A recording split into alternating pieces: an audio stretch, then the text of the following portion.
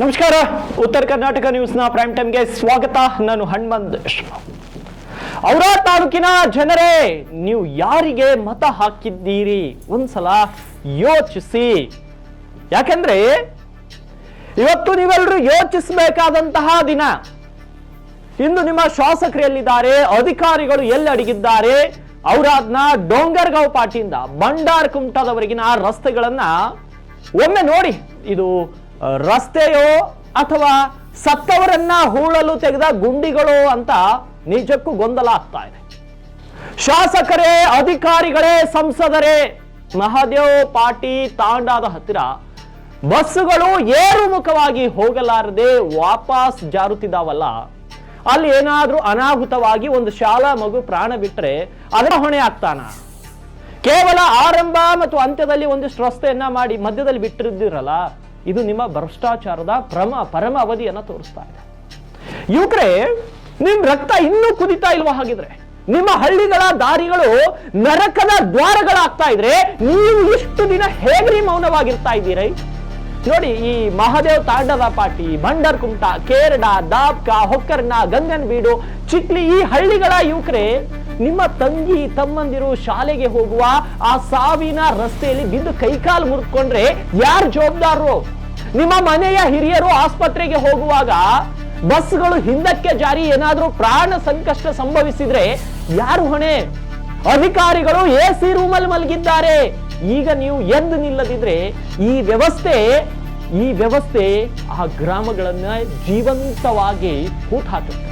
ಆ ಪರಿಸ್ಥಿತಿ ತಂದು ಬಿಡುತ್ತಾರೆ ಈ ಭ್ರಷ್ಟರು. ಸರ್ಕಾರಕ್ಕೆ ನಮ್ದೊಂದು ನೇರ ಸವಾಲು ಅಷ್ಟೇ, ಒಂದು ನೇರ ಸವಾಲು, ಒಂದು ಖಡಕ್ ಪ್ರಶ್ನೆ. 1,000, 2,000 ರೂಪಾಯಿ ಗ್ಯಾರಂಟಿ ನಮಗೆ ಬೇಡ ಸ್ವಾಮಿ. ನಮಗ್ ಬೇಕಾಗಿರೋದು ಮೂಲಭೂತ ಸೌಕರ್ಯದ ಗ್ಯಾರಂಟಿ. ಒಳ್ಳೆಯ ರಸ್ತೆ, ಶುದ್ಧ ಕುಡಿಯಲು ನೀರು ಬೇಕು. ಈ ಸರ್ಕಾರಕ್ಕೆ ಗ್ಯಾರಂಟಿಗಳ ಬಗ್ಗೆ ಮಾತನಾಡುವಂತಹ ಹಕ್ಕಿದೆ, ನಾನು ಅಲ್ಲಗಳಿತಾ ಇಲ್ಲ. ಆದ್ರೆ ಮೊದಲು ನಮಗೆ ಬದುಕಲಿಕ್ಕೆ ಗ್ಯಾರಂಟಿ. 1,000 ರೂಪಾಯಿ ಹಿಡಿದುಕೊಂಡು ರಸ್ತೆ ಗುಂಡಿಯಲ್ಲಿ ಬಿದ್ದು ಆಸ್ಪತ್ರೆಗೆ ಹೋಗುವ ದೌರ್ಭಾಗ್ಯ ಜನರಿಗೆ ಬೇಕಾಗಿಲ್ಲ. ನಮಗೆ ಬೇಕಾಗಿರೋದು ಸುಭದ್ರ ಸಮಾಜ, ಸುಗಮ ದಾರಿ ಮತ್ತು ಕಾಮಗಾರಿಗಳು ಎಲ್ಲೆಲ್ಲಿ ಅರ್ಧಕ್ಕೆ ನಿಂತಿದ್ದಾವೋ, ಜನರ ಪ್ರಾಣದ ಜೊತೆ ಆಟವಾಡ್ತಿದ್ದಾರೋ ಅಂಥ ಕಾಂಟ್ರಾಕ್ಟರ್ಗಳನ್ನ ಮತ್ತು ಅವರಿಗೆ ಬೆಂಗಾವಲಾಗಿರುವಂತಹ ಅಧಿಕಾರಿಗಳನ್ನ ಬೀದಿಗೆ ತರಬೇಕಾದಂತಹ ದಿನಗಳು ಬಂದಿದೆ. ಸಾಮಾಜಿಕ ಕಾರ್ಯಕರ್ತ ರಾಹುಲ್ ಜಾಧವ್ ಅವರು ಆ ಸ್ಥಳದ ಒಂದಿಷ್ಟು ವಿಜುವಲ್ಸ್ಗಳನ್ನು ನಮಗೆ ಕಳಿಸ್ಕೊಟ್ಟಿದ್ರು. ಅವ್ರು ಹೇಳ್ತಾರೆ, ನಾವು ಸರ್ಕಾರಕ್ಕೆ ಮನವಿ ಮಾಡ್ತಾ ಇದ್ದೀವಿ ಅಂತ. ಸರ್ಕಾರ ಈಗಲಾದ್ರೂ ಎಚ್ಚೆತ್ತುಕೊಳ್ಬೇಕೇನು? ಮಹಾದೇವ್ ಘಾಟಿ, ತಾಂಡ ಮತ್ತು ದಾಬ್ಕಾ ಗ್ರಾಮದ ಯುವಕರೇ, ಒಂದ್ಸಲ ಕೇಳಿಸ್ಕೊಳ್ಳಿ.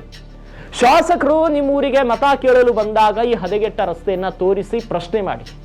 ಅಧಿಕಾರಿಗಳು ನಿಮ್ಮ ಗ್ರಾಮಕ್ಕೆ ಬಂದಾಗ ರಸ್ತೆ ಗುಂಡಿಗಳನ್ನ ಏಣಿಸಿ ಅವರಿಗೆ ದಂಡ ಹಾಕಿ ಎಲ್ಲಿಯವರೆಗೆ ಈ ರಸ್ತೆ ಪೂರ್ಣಗೊಳ್ಳುವುದಿಲ್ವೋ ಅಲ್ಲಿಯವರೆಗೆ ಯಾವೊಬ್ಬ ಅಧಿಕಾರಿಯನ್ನು ಕೂಡ ನೆಮ್ಮದಿಯಿಂದ ಇರಲು ಬಿಡಬೇಡಿ. ಇದು ಕೇವಲ ಎಚ್ಚರಿಕೆ ಅಲ್ಲ, ಇದು ಉಗ್ರ ಸ್ವರೂಪದ ಹೋರಾಟದ ಆರಂಭ.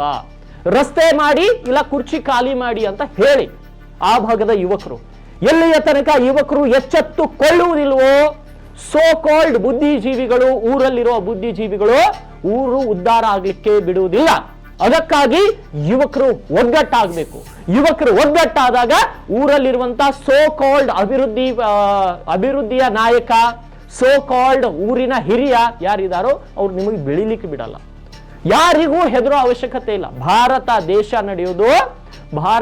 ನಡೆಯುವುದು ಸಂವಿಧಾನದ ಮೇಲೆ. ಡಾಕ್ಟರ್ BR ಅಂಬೇಡ್ಕರ್ ಆ ದೇವರು ಕೊಟ್ಟ ಸಂವಿಧಾನದ ಮೇಲೆ ಭಾರತ ನಡೆಯುತ್ತೆ. ಅದಕ್ಕಾಗಿ ಯಾವನಿಗೂ ಅಂಜೋ ಮಾತಿಲ್ಲ, ಯಾರಿಗೂ ಅಂಜಬಾರದು.